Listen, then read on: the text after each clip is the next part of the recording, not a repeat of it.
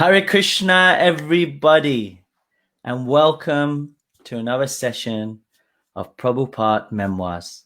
And I am so thrilled that I am speaking today to one of Srila Prabhupada's spiritual daughters. She started her life in spiritual life at the age of 16, and you can see her right now, Her Grace Rukmini Mataji, Rukmini Prabhu. She is one person that has been practicing Krishna consciousness for 51 years. And she is an activist and interfaith dialogue and women's spiritual empowerment ambassador. She is the founder of Urban Devi and to inspire women of the 21st century in their devotional lives. And later on, we'll be talking a bit about urvidevi.com and some of the retreats that are coming on soon. So please do not tune away.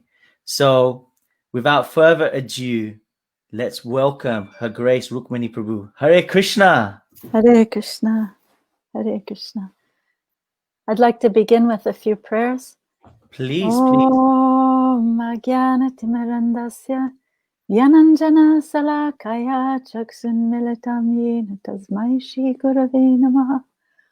Nama Om Vishnu Padaya Krishna Prastaya Bhutale Shrimate Bhaktivedanta Swami Niti Namane. Namaste Sarasate Deve Gauravani Pracharine Nirvishesha Sunyavadi Paschatya Deshatarine Vanchakapatarubhyascha Kripa Sindhu Bhayevacha Patitanam Pavanebhyo Vaishnavebhyo Namo Namaha. Jai Shri Krishna Chaitanya Prabhu Nityananda Shri Advaita Gadadhar Shivasadi Gaura Bhaktivinoda Hare Krishna, Krishna Krishna, Hare Hare, Hare Rama, Rama Rama, Hare Hare. Thank you so much. Thank you for being on today. Thank you so much. I for the audience, I mentioned at the start, you started your spiritual life at the tender age of 16. Some of us haven't even left high school. And you took it so serious. And you are a direct disciple of Srila Prabhupada. And, when we were talking, I found so inspiring some of the stories that you were telling us about. So I'm wondering, to help our audience, and we've got about 332 of you online right now on the different platforms, to help our audience, I want to start right from the beginning with when I believe it was San Francisco, where your spiritual life started. So how did that begin? How did it happen? Well, I walked into the San Francisco temple, which was the first San Francisco temple on Frederick Street. I walked in with a girlfriend of mine. Yeah. And I was looking around, and there were a lot of devotees there. It was a Saturday lunchtime, and Tamal Krishna Maharaj was the first one to speak to me. He was my Vartma Pradakshika guru. He took me under his wing, and so many stories, but it was an amazing temple. He was there. Vishnu Jan, future Swami, was there. Jai Pataka, future Swami, was there. All the six who went to London, Mukunda, Janaki, Shamsundar, Malati, Gurdas Yamuna, and Makanlal, future Swami, Madhu Visa, who went to Australia. So it was a very powerful chakra of a temple. Wow. And that was, we're talking about, what year was this? 1968. 1968. This is and Tamal Krishna took me around to see each of the paintings on the walls. And when I saw the painting of Lord Nrsingadev, I said, "Oh, that's horrible." And he looked at me like I was crazy. He said, "That is Lord Nrsingadev. All the devotees love Lord Nrsingadev." Wow. So even I got scared when I saw Nrsingadev first, especially when you got the claws coming in and the guts are coming out. And I was like, wow, this is something else. So I'm sure all of the devotees now we got 440 of them on right now, will be feeling this the same as you did. So you had Tamal Krishna Goswami, who, really helped to guide you. And after that, when you settled in, and you were only at San Francisco Temple for about 2 weeks, I think it was. Yeah, I first walked into the temple and then went to Montreal I was initiated 2 weeks after first walking into the temple. So that was kind of the style then. And yeah, it was a very powerful experience to be able to go to Montreal to meet Srila Prabhupada with the 6 who were on their way to London to open the London temple. Now this comes on to something, because you were in San Francisco, and of course, Srila Prabhupada was in Montreal in Canada at this time, and we'll come into that story. Right. But let's just delve into that a bit, because you were given some instructions. And when we say the 6 here, everybody, I refer to them, because I'm in the UK, I refer to them as the Super 6. And this is Malati Prabhu, this is Sham Sundar Prabhu, and their daughter Saraswati. So really, Super 6 and a half, because she was just very small. Mukunda Goswami, Janaki Prabhu, Yamuna Prabhu, and Guru Das Prabhu as well. So we had all these 6, but can we know how did that happen? Because I believe from San Francisco you were traveling up to Canada with these guys, if I'm correct. So what happened was Tamal Krishna, who wasn't a Swami, he'd just been initiated a few months before himself. He wasn't even shaved up yet. And he told me, there's not going to be good association for you here in San Francisco after these 6 leave. So you should either go with them to London or you should go to Boston. I was interested in art. So he was advising me to go. They were painting for Prabhupada's books in Boston. So I went to Boston after being in Montreal and New York. So, yeah. So that was Boston. So now, but you're traveling up to Canada with the 6, correct? To Montreal. Yes. So now you're in Montreal. Is that the first time you met Srila Prabhupada in person? Yes. So Prabhupada was staying in a little rented house just near McGill University, and we ran over with bare feet, and there were big sharp rocks, and we all ran across the big sharp rocks on the driveway in so much joy on our way to see Srila Prabhupada. And when we came in, I have to honestly say that Srila Prabhupada appeared to be in a Brahmajyoti effulgence.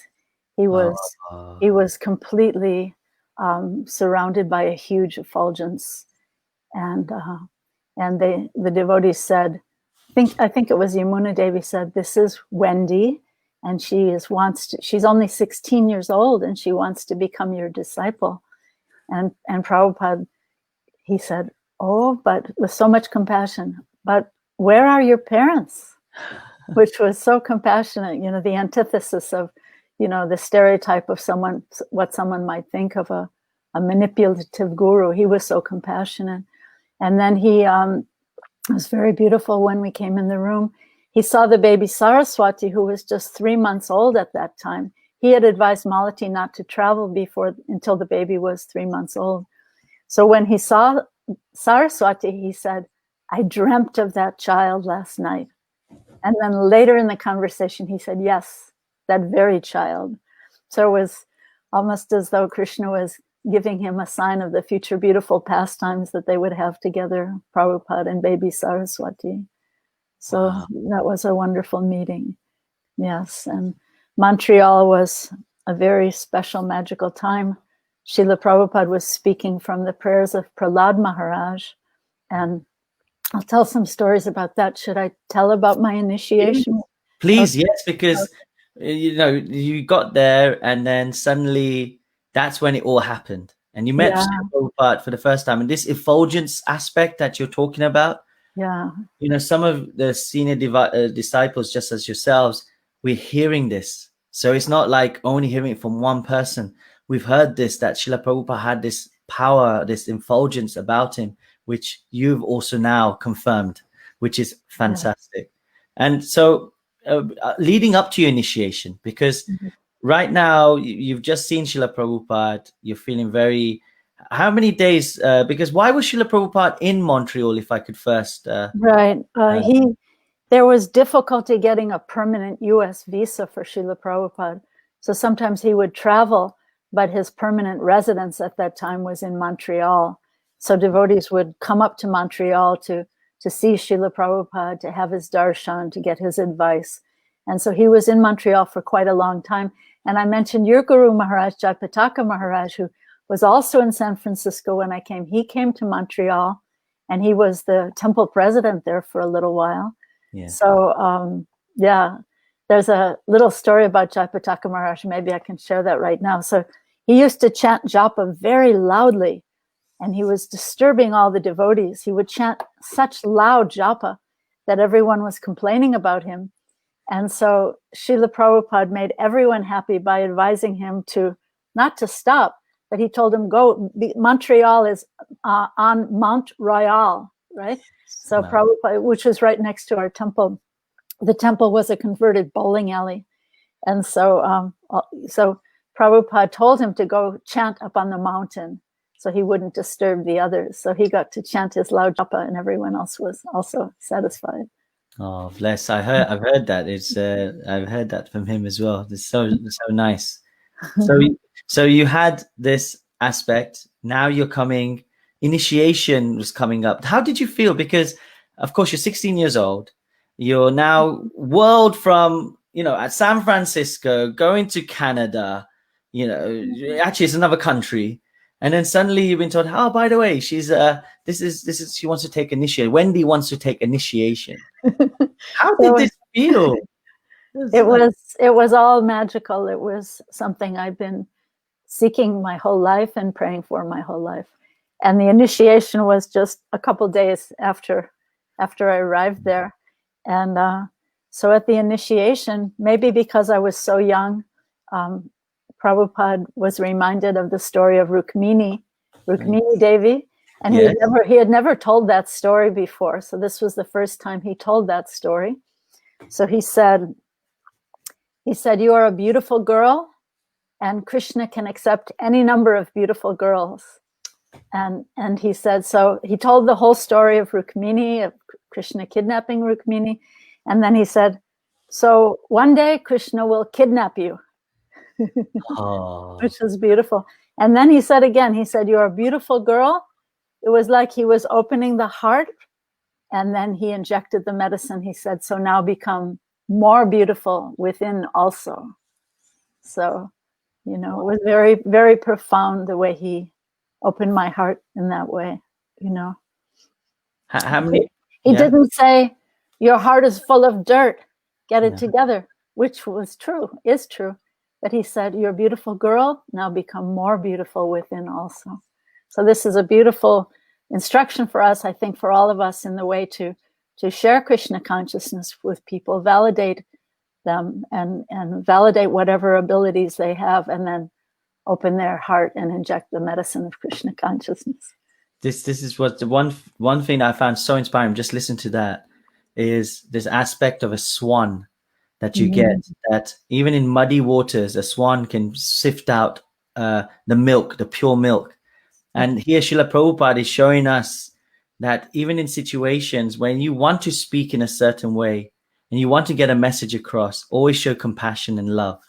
Yes. And then the other person. I think that's now, even right now, it's so important in our society today, with everything going on, that we have that type of mood as a Vaishnavas and Vaishnavis. So thank you for sharing. Yes. And there were other beautiful stories, different exchanges in Montreal that I'd like to share. One of them was when one of the ladies asked a question, because again, I said Prabhupada was speaking from the prayers of Prahlad Maharaj. So in Prahlad Maharaj's prayers, he was saying, my Lord, oh my Lord. And she asked a question at the end, well, how can we say my anything?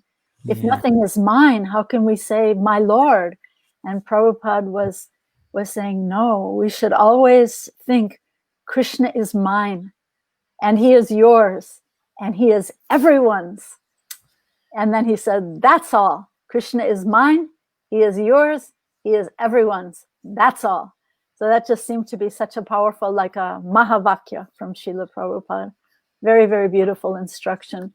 And of course, this is a principle, this mamata is a principle in our tradition. And then after another one of his talks, I asked him a question. I said, at that time we called him Swamiji. And I said, Swamiji, I fall so far away from you when you're not here. I just felt like every time I walked out of his presence that I just fell into lower consciousness. I said, I fall so far away from you when you're not here. And he was so touched, and he began to speak about Arjuna in the first canto of the Bhagavatam, how after Krishna left this world, Arjuna, all his power left him, and he was bereft. He wasn't even able to protect Krishna's wives, who were abducted by a group of cowherd men. And so and then Arjuna again remembered Krishna's instructions that Krishna gave to him in Bhagavad Gita. So he told me that, and he said that by remembering the spiritual master, he is always with you. So that was another very, very powerful exchange and instruction. There's one person, Carmela Naidu. She's written what you just said. This is all getting quoted. So nice. Validate them, open their hearts, and then inject Krishna consciousness. What a wonderful mood. Thank you for sharing that point. I think that's so key here. Something for everyone to take away. Actually, before you continue, just in case we don't have time for this story at the end, I thought maybe I'd tell this story at the end. It's not about a story that I heard personally, but I heard it personally from the devotee who Prabhupada spoke this to. He was a brand new devotee doing the service of guarding Prabhupada's house in New Vrindavan at night. And Prabhupada suddenly surprised him and walked in to the garage where he was doing his guarding.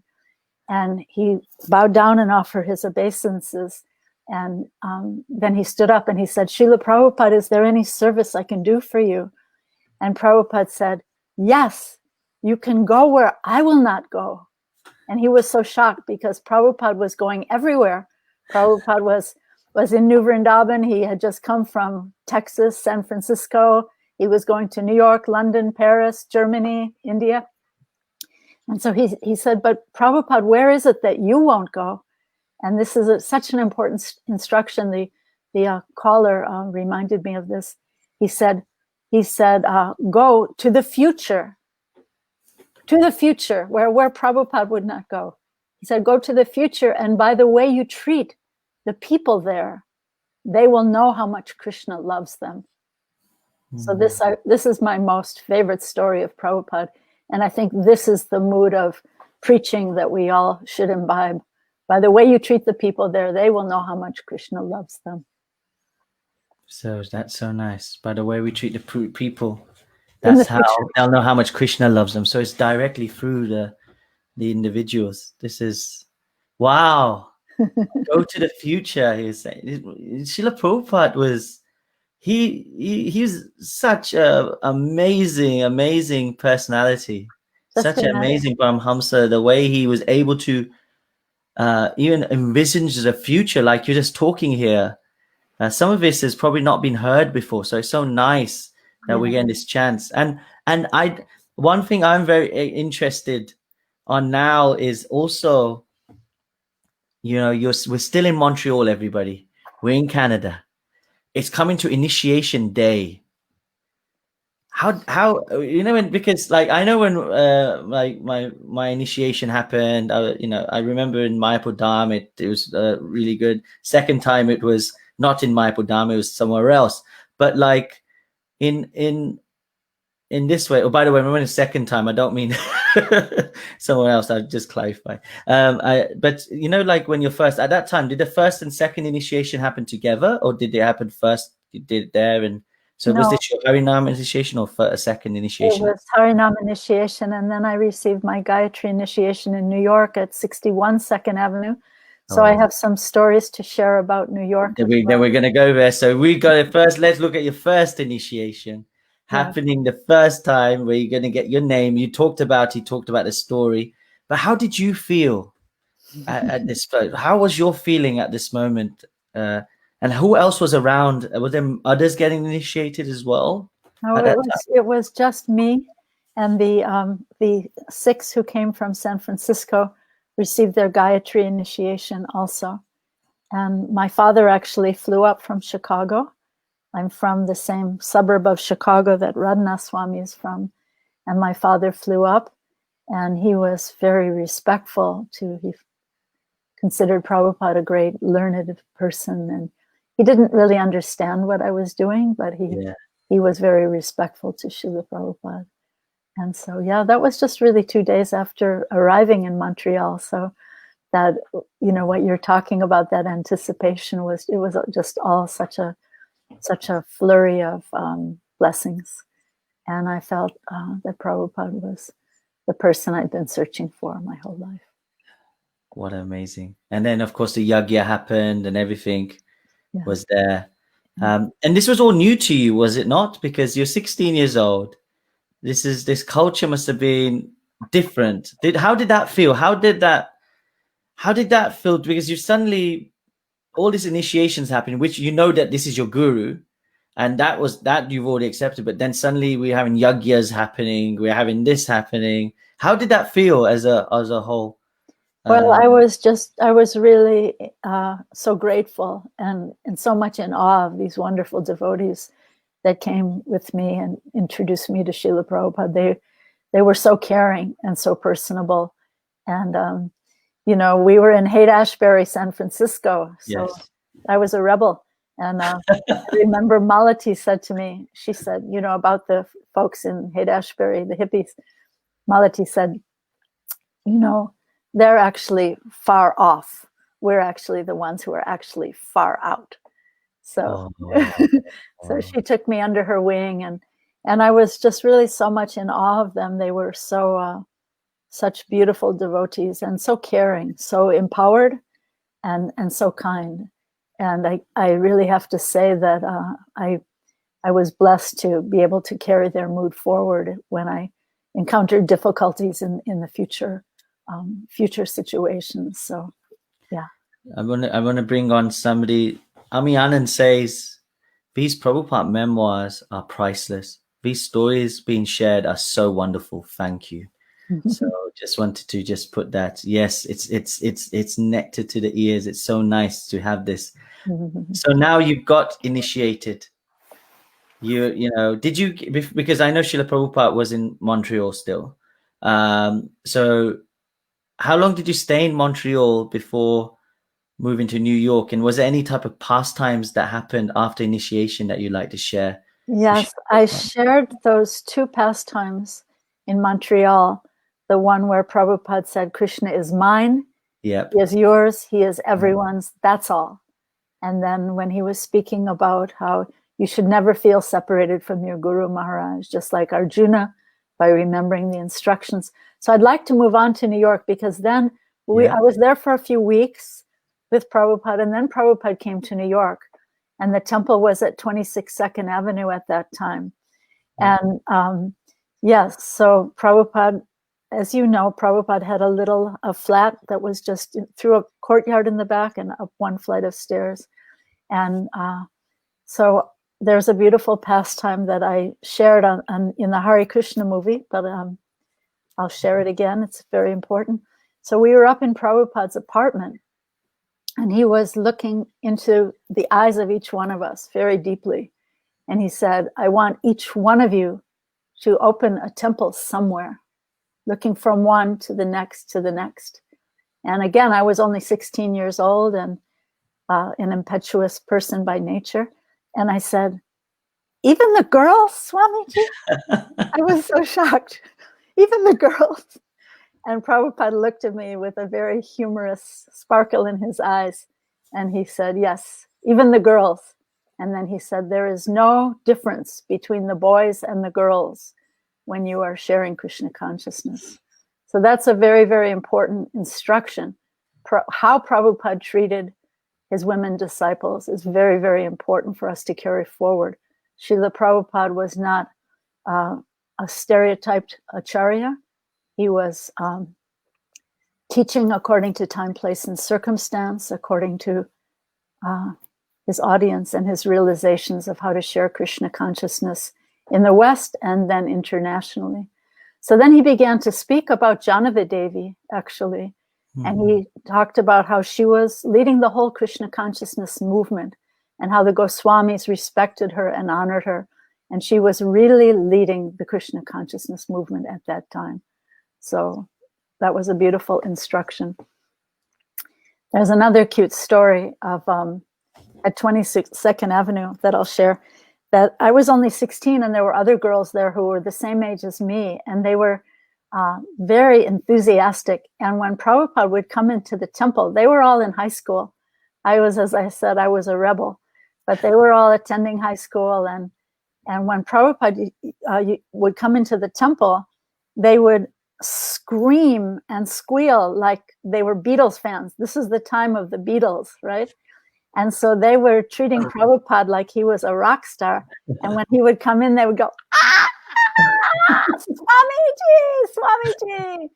And I was a bit embarrassed by it. And I was wondering how Prabhupada was feeling about this.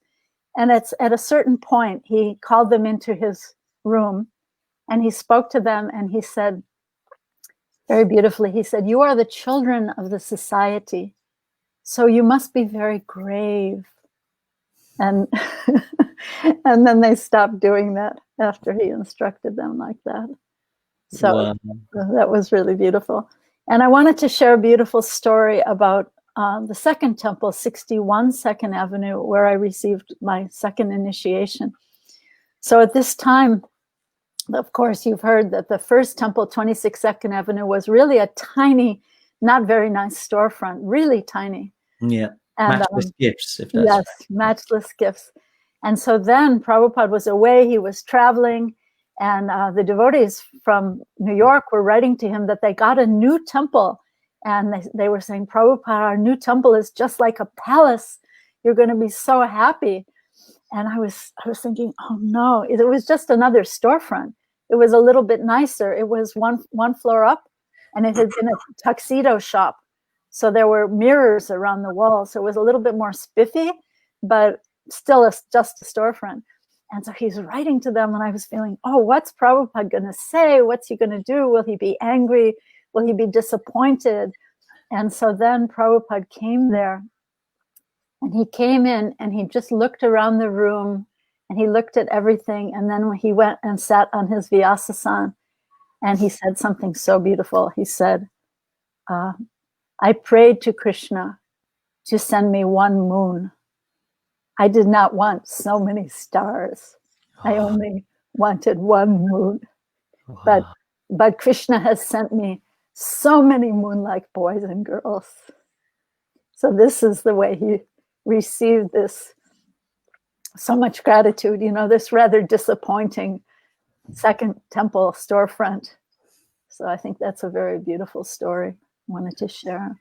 Thank So you much gratitude for even the tiniest little service, tiniest little even intention of service. So yeah. So Prabhupada knew how to connect with the youngsters, the middle-aged, the elderly. We heard about how we had one Prabhu's mother come, and the way he went straight up to her and spoke. So he had the ability with everyone, and then also to encourage everyone in their services. It doesn't matter how big or small. So thank you so much. So right now you are in New York in the palace, which was the second storefront. And Srila Prabhupada is just now, for those that are joining, has just basically said thank you and calling everyone that they're stars. We were for one moon, and everybody were the moons. Moons. That's it. Sorry. Yes, he said he didn't want so many stars. He wanted only one moon. But Krishna sent him so many moon-like boys and girls. Moon-like boys. Really beautiful. There's another story I forgot that took place at 26 2nd Avenue. When I asked Srila Prabhupada after one lecture, I said, how did Lord Chaitanya exhibit the opulence of wealth? And because he was, I was thinking Krishna exhibits 6 opulences. And he talked about how he went to East Bengal and collected some riches. But then he explained that Lord Chaitanya's real wealth was his renunciation. So that was also a nice exchange. I wanted to share that one. And then, is it all right if I have another New York story that happened? Oh my God, we must. Okay. I'm flipping years here, but I'll share another New York story, and then I'll share some stories from Boston. Yes, we're heading off to Boston then. Yeah. So this story took place later when we had a temple in Brooklyn, New York. I was serving as pujari, and it was a Sunday evening, Sunday program. Prabhupada was coming into the temple, and the deities were wearing a very beautiful, Krishna was wearing yellow dhoti, Radharani was wearing a sari type of an outfit, and I had just performed the arti, so I was hiding behind the curtain, and Prabhupada was coming up as he would to offer his respects to the deities. So I was hidden, and Prabhupada came right up to the front, and he was looking at the deities with so much devotion. And then when he started to bow down and offer his obeisances, tears shot out of his eyes, like a syringe, like you see in the paintings of Lord Chaitanya. And the people on the other side of the temple room were all splashed by Srila Prabhupada's tears. And they were looking around. They thought maybe the pujari had thrown the water from the arti, but they were looking around. They were all splashed by Prabhupada's tears. And then Prabhupada just bowed down, and I jumped off the altar, and I told my friend, and we were both taking Prabhupada's tears from the floor and putting them on our heads. And then he just so humbly just walked back to the back of the temple room and began to sing Jaya Radha Madhava. So without trying to make any show, just always trying to suppress his ecstatic emotions. But that was a very beautiful pastime that took place in Brooklyn, New York. And so, yes. That is phenomenal. Yeah, it's beautiful. Sometimes that would happen. Devotees would see that sometimes and just quietly chant, and then Prabhupada would come back. So that's, and now, after this ecstatic time in New York, and I know we skipped some times, but coming back on New York when you were there, the second temple that was there. From there, how did it turn out to go to Boston? Was that? Well, I was meant to be painting for Prabhupada's books. I wasn't really such a very good painter, but I went to Boston there was a group of young women painting for Prabhupada's books. And so I went there and I joined them. And I'll share another nice story from Boston. So in Boston, Prabhupada was lecturing at different places, different universities. And it seemed as though all I was hearing was Prabhupada saying again and again, just try to become sincere. Just try to become sincere. And finally, after one talk in his room, in his quarters where he was staying, I said, but Prabhupada, how can we become sincere? And he looked at me with big eyes and he said, how do you become a thief? I was so shocked. How do you become a thief? And I said, well, you would associate with thieves and listen to how they talk and learn to talk the way they talk and eat what they eat and talk the way they talk and get their association and practice stealing. And so Prabhupada said, yes, so you must practice becoming sincere. Act as though you are sincere, then you will become sincere. And it's really such a beautiful way of teaching, right? And once in Australia, he was asked the same question, and he said, how do you become a drunkard? So, by associating with drunkards, by practicing drinking, all of those things. And then at that time, he turned to the devotees who were the disciples, and he said, you associate with these people, and then you will become sincere. So, very beautiful instruction. So that's a nice story. I wanted to share some other stories from Boston. Please. Prabhupada spoke at Harvard University, such a prestigious university. And one of the very intellectual students asked him, what is the meaning of the Hare Krishna mantra? So as we know from the offenses to the holy name, we should not explain the glories of the holy name to the unfaithful. So it was very interesting the way Prabhupada answered this question. he said, you are an educated young man. You should know these are proper nouns. You cannot translate proper nouns. Just like in Sanskrit, my name is Swami Bhaktivedanta. In English also, Swami Bhaktivedanta. Proper nouns are not translated. You should know this. You are an educated young man. So that was very funny. And then also at Harvard University, Prabhupada said something very, very funny. He said, he began his lecture by telling a story. And he said, once in India, it was said that the great Himalayan mountains were going to give birth to an offspring. So all the villagers gathered at the base of the great mountain to see what kind of an offspring the mountain would give birth to. And they were waiting and waiting to see, such great curiosity. And then all of a sudden, so many mice ran out of the mountain. And Prabhupada, such a strange story. And then Prabhupada said, so similarly, Harvard University, such a great university, but it is simply giving birth to hippies. That's so bold. Wow. That's so bold, right? That was really funny. Yeah. That was really I wonder what the people felt like when Srila Prabhupada, that was the amazing part. He was so bold, but he could be bold. He had this ability to talk in that way that he could do. So that's, I think not many people could do that. What was very interesting was that Srila Prabhupada would always answer a question according to the mentality of the person who was inquiring. Sometimes he would say one thing, sometimes he would say something very opposite. You know, he would often be asked the question, are you seeing God? And, you know, if that question was asked in a mood of arrogance, he would answer one way. If it was asked in a mood of humility, he would answer in another way. Once he said, you are also seeing God. Every day you see the sunrise, you see the moonrise, you have the taste of water. You are also seeing God.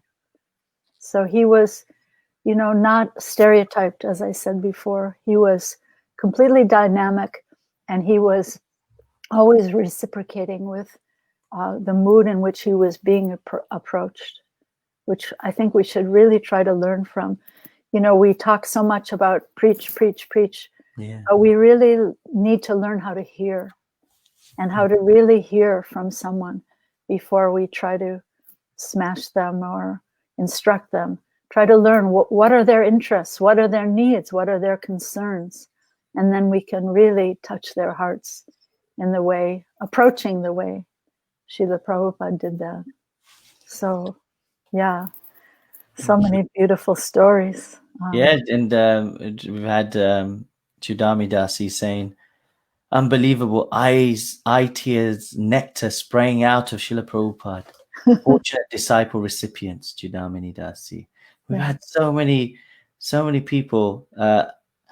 Aribam Gitanjali says, Mataji, you are blessed truly. We're blessed that we're hearing this so much. You are all blessed because you are the people of the future. I'm also a person of the past, and you are all the people of the future. So now it's extremely important that you remember that story, and extremely important that you go to the future and show all the people there how much Krishna loves them. That's what's really important. If you forget everything else that I say today, please remember that. Can I share a story from Delhi? This took place. Please, yeah, let's fly. It's so nice. We're flying from America. We're going all the way to India. This is great. Yes. So at this time, there was a temple at Chanakyapuri, which is a diplomatic enclave. And I remember being on walks with Srila Prabhupada, and he was like jamming his walking stick into the ground and, you know, quoting verses about Jagana, Gunavritti, Sta, that they will all go down. These are these prestigious diplomats, right? But they will go down according to the modes of nature. And so, the story I first wanted to share was at the Delhi Pandal. And I was given the service of being in the sort of what they call the green room. Mm-hmm. Outside the stage, there's a room where Prabhupada would sit and speak to important guests before walking up onto the stage. So I was brand new to India, and I was in that room and just greeting the guests and sitting there and listening to Prabhupada. So there was one older gentleman who seemed to me to be so pious and so religious. He was dressed in white, a bit like a sadhu, and I thought, oh, such a religious man. And so he said to Srila Prabhupada, he said, Swamiji, please give us your mercy. Give us your mercy. Please give us your mercy. Like that. And I was thinking, oh, he has so much devotion. And Prabhupada was really dismissive of him. As I said, Prabhupada was reading the heart, He was so dismissive. He said, I have already given everything.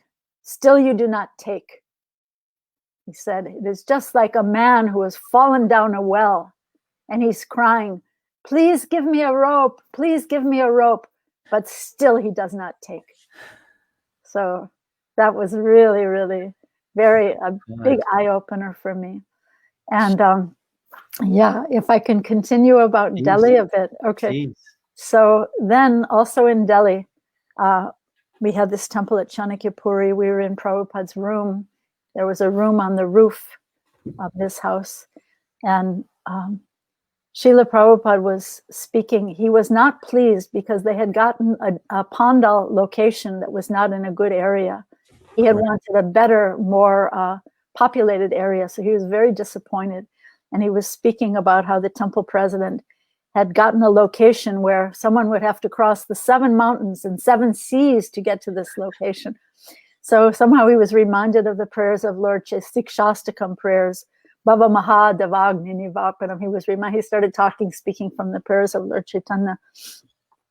And then he started to quote from this one verse. What was it? It's the 6th verse. And he started to say, Nayanam, Nayanam. I was sitting in the back corner of the room and no one was suggesting the next words, but several times he said that, and there were a lot of big sannyasis in the room and big leaders. And so from my little corner in the back, I said, Nayanam Kaladashudaraya. And Prabhupada, it was so sweet. He said, yes, what is that? And he had me chant the whole verse. And then he said to all the big guns, right? He said, you see, this little girl, she knows, you don't know. And then, I was immediately getting big-headed about that, And then he did it again, and he started quoting from the 7th Sikshastakam verse, Yugayitam Nimashena, and acting like he didn't. And then I said, Yugayitam Nimashena Chaksisa. Yes, what is that? And he had me and he was looking at all the men, you see, you don't know. And I started to get so, so proud, right? So then he had to turn around and smash me. So then he started talking about the Ugra Karma civilization, how they have so many horrible enterprises. And he was talking about the steel industry. And he said, just like there are so many gigantic crucibles. And I went, from my little back corner, I went, And he said, oh, you know what is crucible? And I really didn't know what a crucible was at that time. And he was talking about the gigantic forms in which they melt molten steel. Yeah. So I should have said, no, Srila Prabhupada, I don't know what is a crucible. But instead I said, well, isn't it one of those little rooms where a monk meditates? I was thinking of a cubicle, right? Yes. So Prabhupada he just, again, so dismissive. He just tossed his head like, what a foolish answer. He just tossed his head like that. And he said, does anyone know what is crucible? And then Brahmananda Swami said, yes, Srila Prabhupada, a crucible is one of those forms in which they melt molten steel for the steel industry. And then Prabhupada nodded. He said, yes, that is crucible. And he looked at me very dismissively, just to put me in my place. And he said, yes, that is crucible.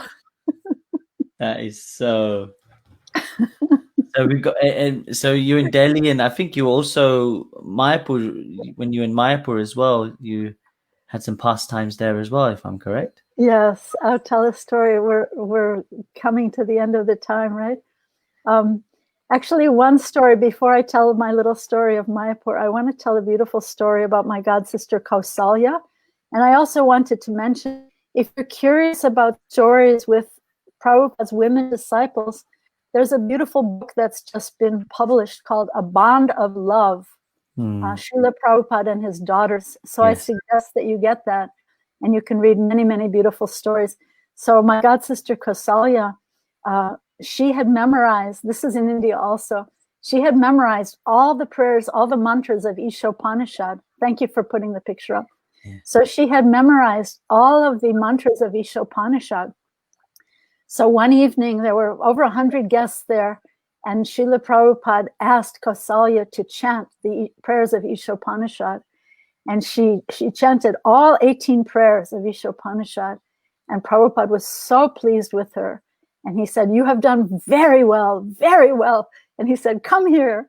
And she came up to Prabhupada's Vyasasan, and she was starting to offer obeisances on the floor. And he said, "Come here." And he pulled her up and put her head right on his feet. And he was rubbing her head and rubbing her back. And "You have done very well, very well." So that's such a beautiful story to share. Wow. I wanted you all to hear that story. And Is yes, definitely. This is absolute nectar, and this story is in the Bond of Love, the book that we're seeing right now in front of you right now. So please do check that out. Yes. Thank you so much. Wow. I can share another story, but maybe you have some questions. They've actually, there was a question come that I can see specifically about, because we talked about the 6, and we talked about and I said 6.5 is there was a little baby. Whatever happened to baby Saraswati? Hare Krishna. Hare Krishna. She grew up in the Krishna consciousness movement and then went on to do other things in her life. But she said that sometimes she dreams of Srila Prabhupada. So she is eternally one of Prabhupada's eternal associates. And maybe you've heard of how Prabhupada would say, anyone can preach, because she would fearlessly go up to an adult and say, "Do you know who is Krishna?" And then they'd say, "No, who is Krishna?" She would say, "He is the Supreme Personality of Godhead." So Wow. Prabhupada loved her so much. So yes, Yeah, she's an eternal associate of Srila Prabhupada, just like her parents, Malati and Shamsundar. Thank you so much. And I want to come on to yourself, actually, because those that may not know, there is an amazing website called www.urbandevi.com.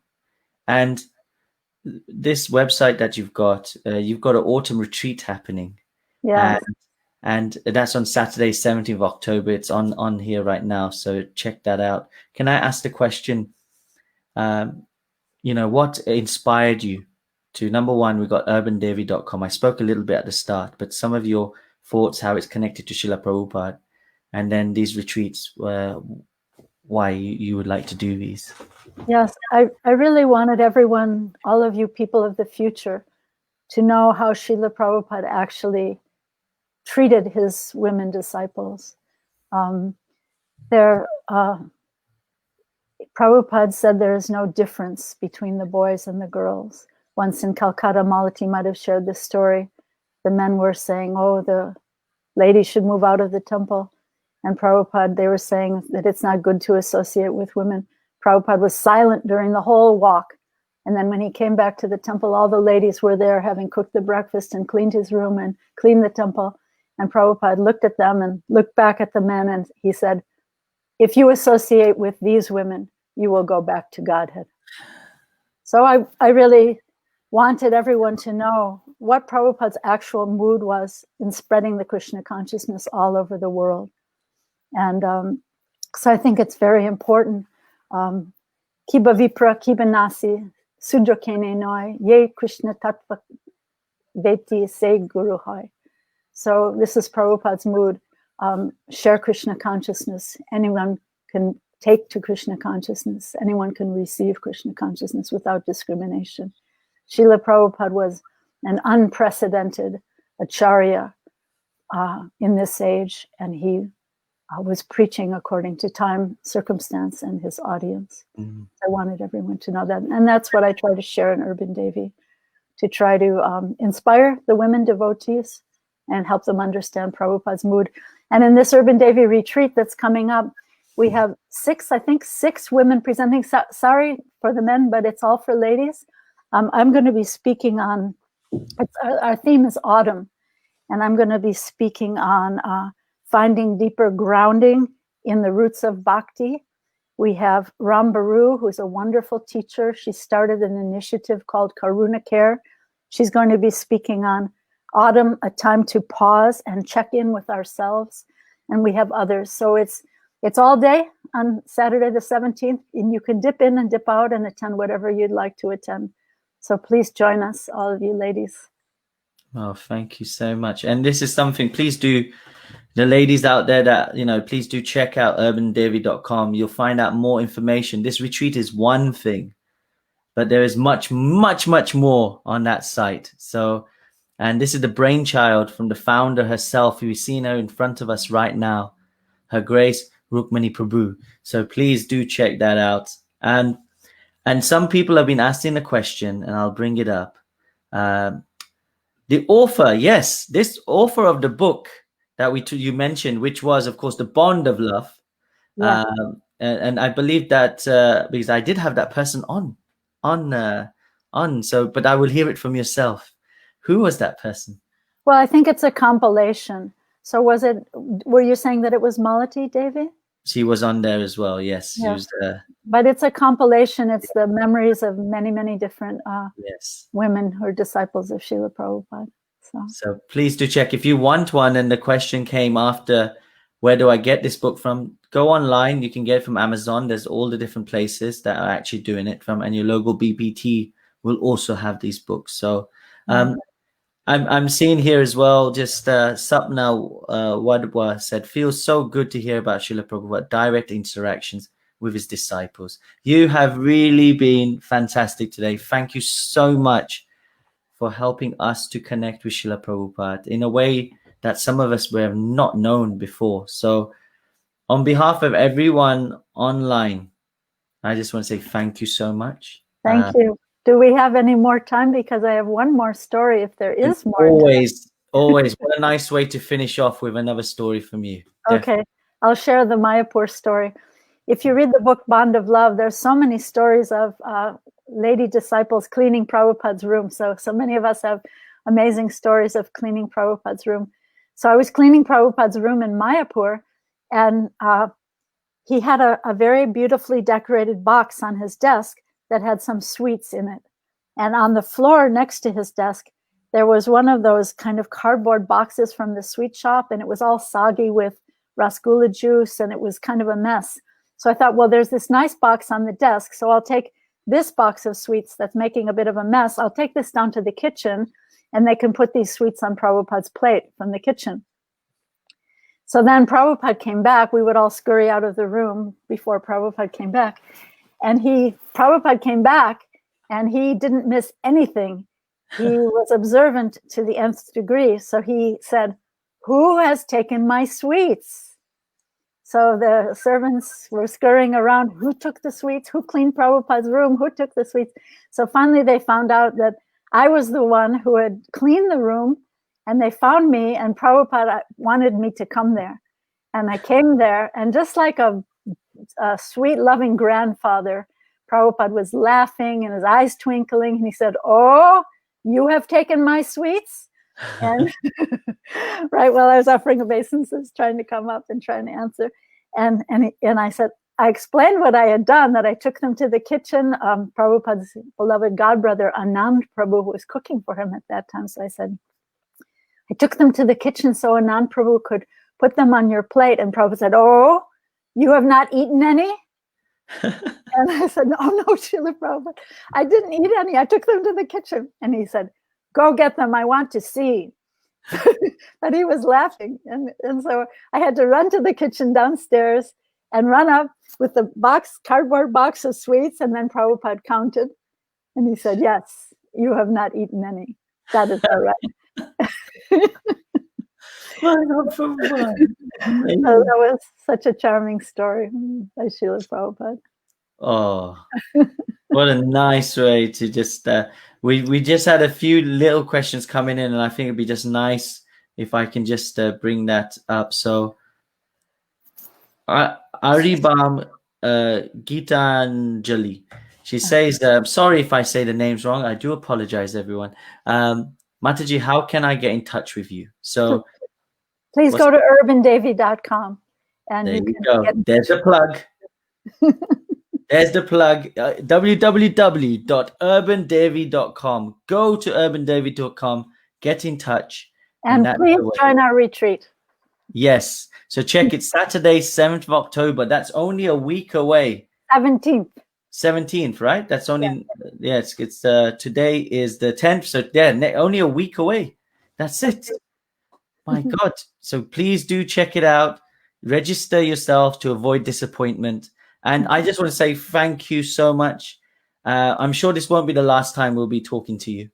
And I want to say thank you for sharing your heartfelt stories with Srila Prabhupada. And it's helped us, and especially me, I feel like it's helped me to understand a part of Srila Prabhupada better and have that more appreciation for our dear Srila Prabhupada. So thank you. Thank you so much. Such an honor. Thank you very, very much. And everybody, thank you for staying on. Please do share this video.